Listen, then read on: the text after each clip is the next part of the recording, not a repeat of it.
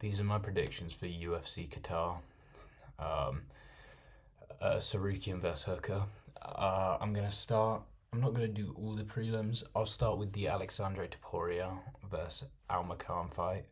Um, for this fight, I think Alexandre Topuria, he walks forward, he has a similar pressure style to Ilya. He has good boxing and slips. He turns defense into offense very well.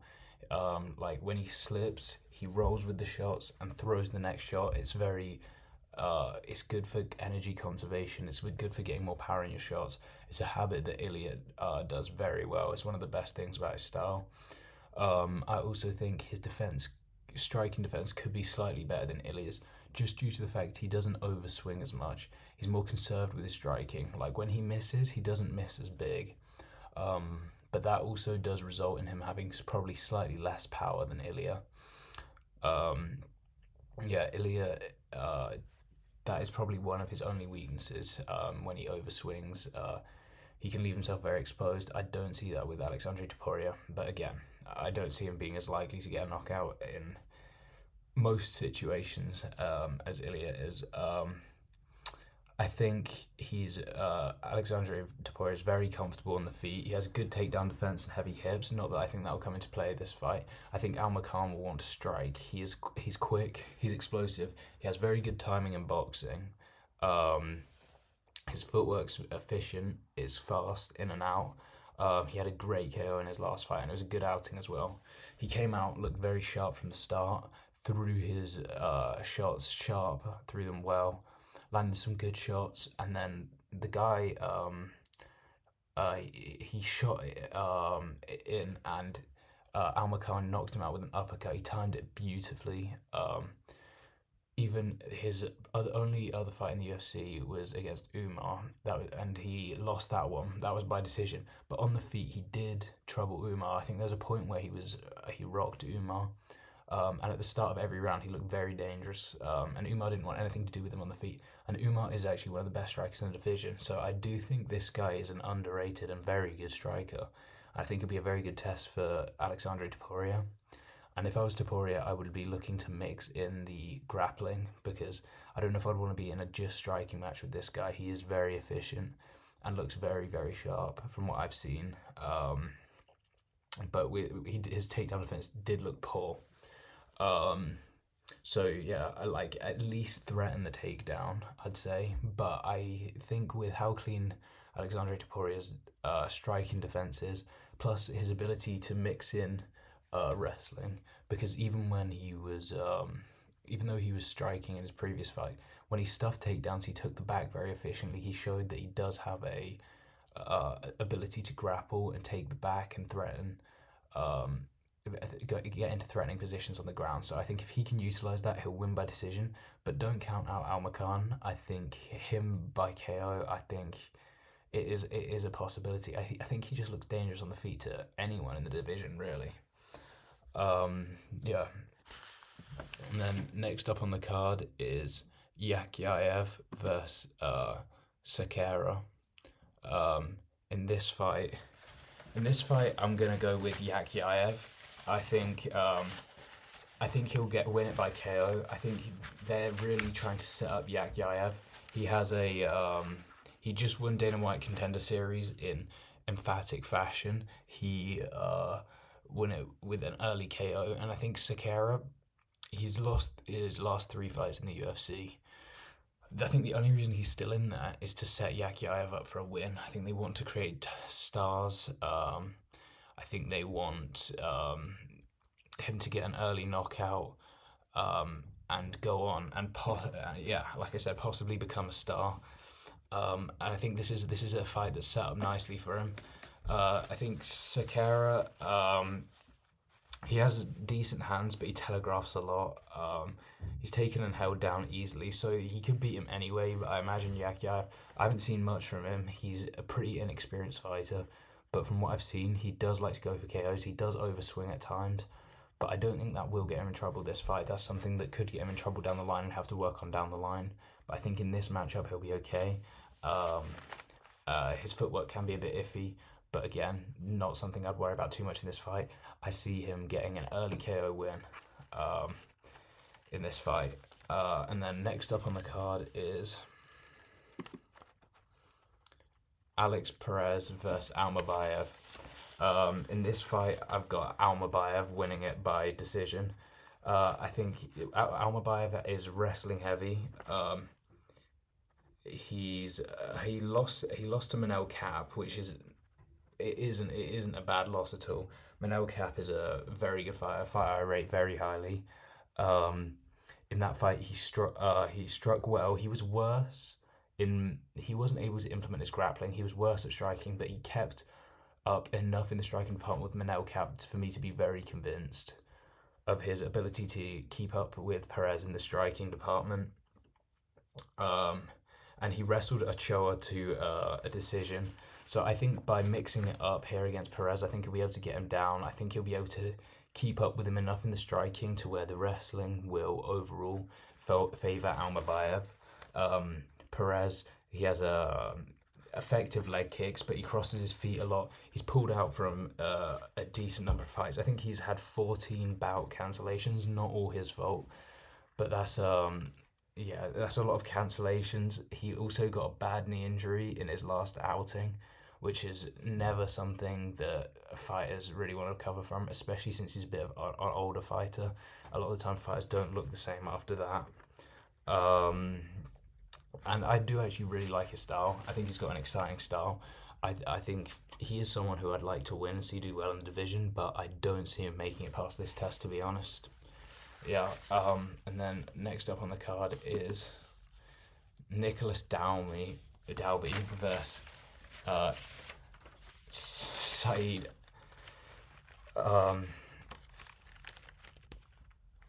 is it Gadamev? I'm not sure how you pronounce his name, but this one is I think he's probably Dagestani.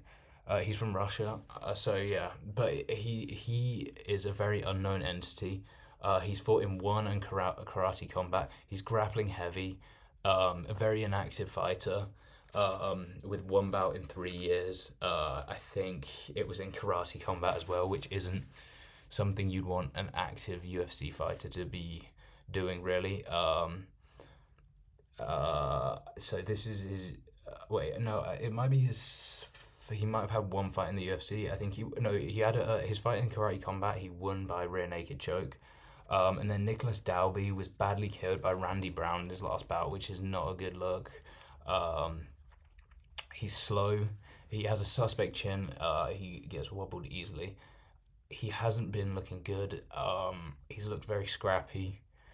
I think this is like probably one of the lower level matchups on the card. It's hard to know who to pick, not because they're both so good, but really the opposite. So, to be honest, I'm probably gonna go for.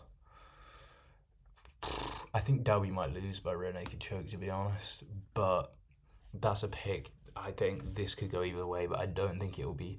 I wouldn't be expecting a high-level MMA bout for sure. And then the next one on the card will be Luke Riley versus Bogdan Grad. Luke Riley, a Cage Warriors favourite. Very good fighter in Cage Warriors. The Cage Warriors fighters haven't been converting to the UFC as well recently, but I have a feeling Luke Riley might be the one to change that. He was telling everyone he's ready for the big leagues after his last fight, so I guess we will find out if he is. His last bout in Cage Warriors, he's had all his recent bouts in Cage Warriors have been good showing. He has a boxing heavy style with lots of body work. He works well in the clinch, both in the open and against the cage. He likes to get his opponents up against the cage and work them there, both to the body and to the head, knees in the clinch. He has a very, very effective style. I think it will work in this matchup. Bogdan Grad, he does look like he you can get to him. He doesn't look the most convincing in his fights. He's kind of weird because he looks really strong at times, but then sometimes he looks weak. I'd be a bit worried for Luke in the clinch if he was as strong as he looks, but a lot of the time he doesn't look particularly strong, despite his appearance. Luke Riley also, he does have a better haircut. Now that's completely irrelevant to the fight, but yeah, that's and then what else? Luke Riley can be vulnerable to a takedown. I think he will be capable of defending it in this fight and keeping it on the feet enough to work the shots that he wants. I could see him getting a late finish, investing to the body early in the fight. I think it'll pay off for him. What else? Bogdan was also finished by ground and pound after getting outstruck and looking fairly poor in his last fight. So I think this fight honestly could go a similar way. I see Luke Riley outstriking him and probably finishing with ground and pound. Luke Riley is a good finisher. He does press for the finish, and if he gets you hurt, especially up against the cage, his finishing shots are normally pretty devastating, to be honest. And then moving on to the main card, Ulanbekov versus Horiguchi. This one, Horiguchi's kind of a bit of an unknown entity at this point.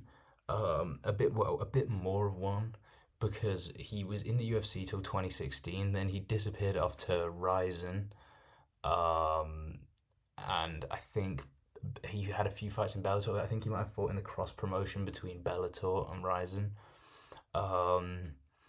But he was 7-1 in the UFC, really good record. I think he only lost to DJ, which is like, if you're gonna lose a fight to anyone, really, like that's probably who you choose. He's a very experienced veteran of the sport. Ulanbekov is a weird fighter. Like he seems to get the job done, but he's very unconvincing. His last fight was in Baku versus Maxon. He's tentative early. He won his last bout, but it was close. He did have a very clean right hand in a lot of his fights. He as a pull counter shot, as part of a 1-2, his right hand was very effective. But his grappling and his striking both look not fantastic. He's just he's a fighter that it's hard to predict for, because he doesn't often look that great, but he mostly gets the job done. So it can be hard to bet against him, which is why I'll probably choose him in a close split decision. I think he'll be favoured in a close split decision. He's part of Khabib's camp, and in Qatar, I think they would be favoured if it did go to a close decision. I think that I don't know if he'll be able to effectively work the wrestling, but I can see him working it enough against the cage and getting off pitter-patter shots to where he'll get the fight over the line. I think it'll be very 50-50 on the feet and just against the cage, and maybe if he does manage to get him down, just getting off enough shots to skew the judge's decision in his favour. So yeah. And then fight of the century, Spivak versus Gaziev. This is some fight. This is just two obese men having a fight. This is the sort of fight that you could see if you went to the right pub or the wrong pub, depending on how you put it. Spivak, both of them very unconvincing fighters. Gaziev might have the worst cardio in the UFC. He fights like he's got one lung. Like I don't know. He probably gets tired the fastest out of any fighter I've ever seen. Even when he wins, he looks like he's like very close to a heart attack the whole time. In his last fight, versus Peterson, he got a massive KO win, 3 minutes in, but he looked knackered. Like if he didn't get that KO, he could have been in serious trouble. And then his bout before that, he won with grappling. He just kind of again laid on top of the guy. And Spivak last fought Waldo Cortez Acosta. Spivak has decent jab and timing on his takedowns and punches. They're both of them are very well. It's Gaziev, but they're both low activity fighters. They both do barely anything. Spivak's probably one of the most boring heavyweights. Like, he just sort of stands there. Most of his fights, they both get him and whatever other fat heavyweight he's fighting. They just get too tired to effectively throw punches very early on. I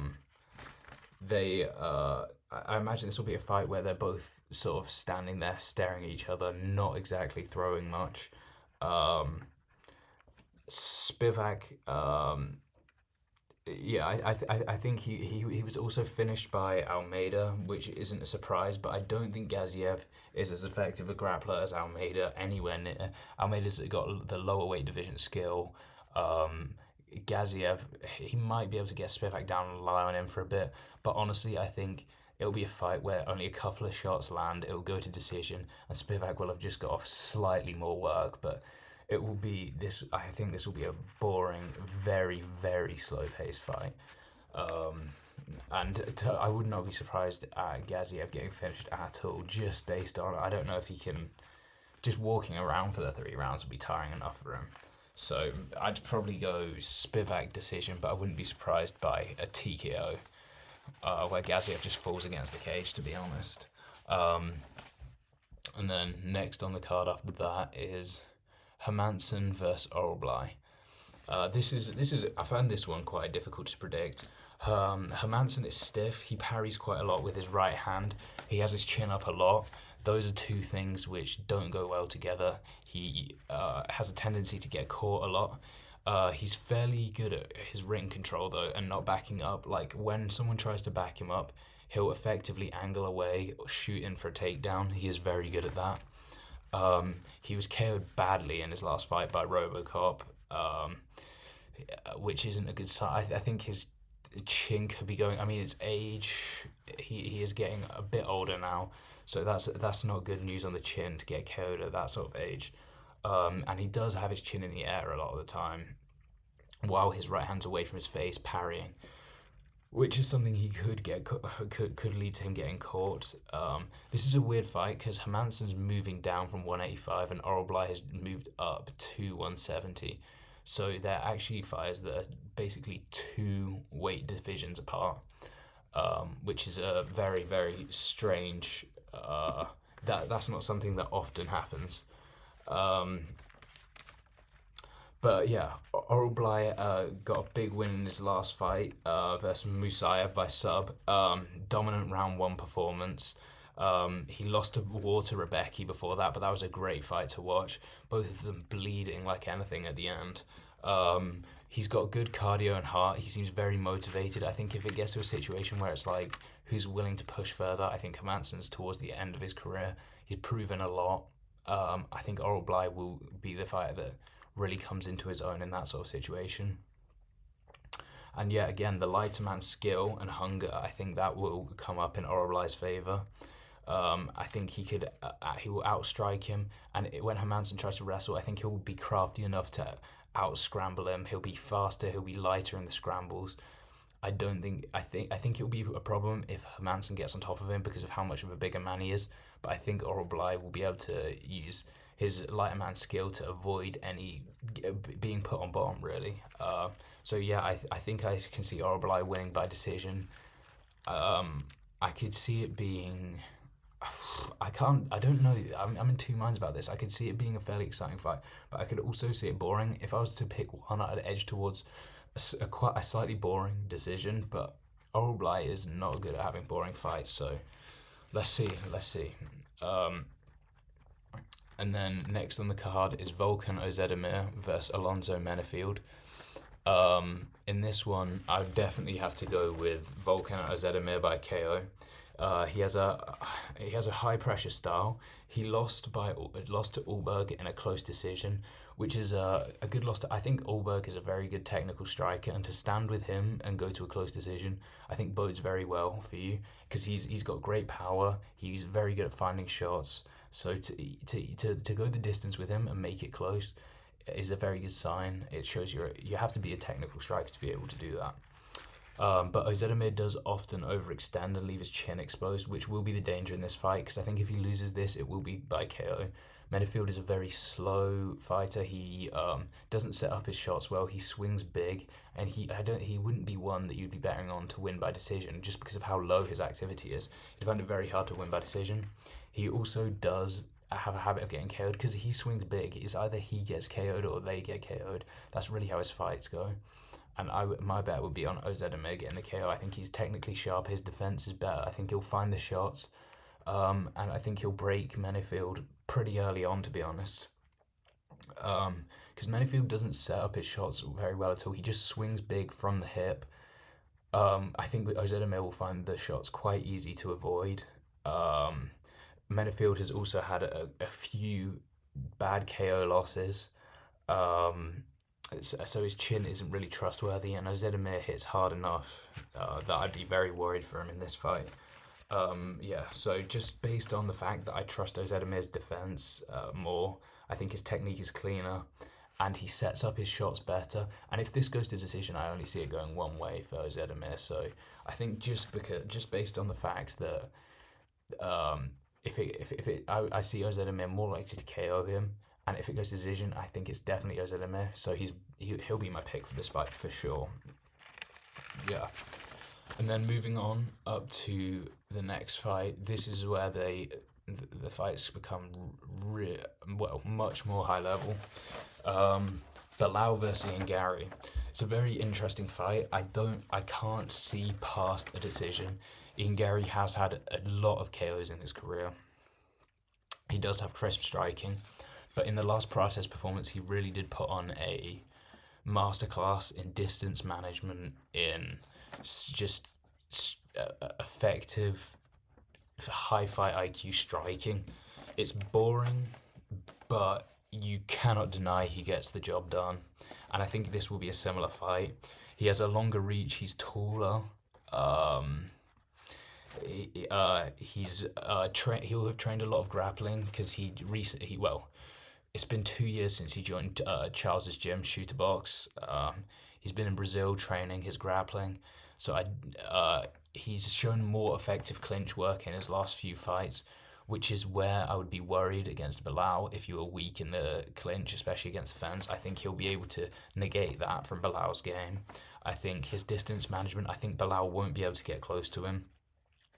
I think Ian Gary will maintain his distance very effectively, and Bilal is a fighter who wants to pressure forward and needs to get a bit dirty. He wants to get you up against the cage. He wants to get in close, use some dirty boxing, and I just think Ian Gary's footwork, his fight IQ, his jab, very good jab, his teeps, I think they're all just going to keep Bilal just at the distance he wants.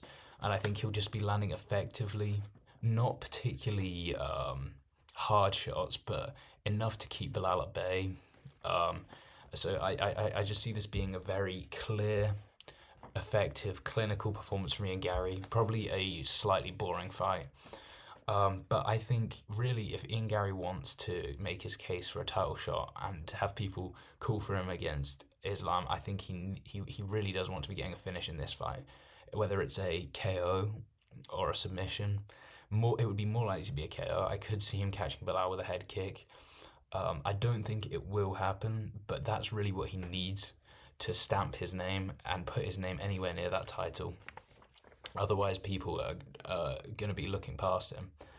And yeah, Bilal, he has to try and out-jab Ian Gary, which I think is a hard battle. I don't think he'll be able to do it. He has to be able to check Ian's leg kicks. Ian throws very effective leg kicks. I think the 3-round fight will favour Ian Gary. I think over the course of 5, I think Bilal might be able to start to get to him like Prates did right at the end of the 5 rounds. But in a 3-round bout, I don't really see Bilal touching him in any way that's effective at all, getting him down. No, I think Ian Gary won't get off too much damage, but he'll get off clearly more. Bilal will get off very little.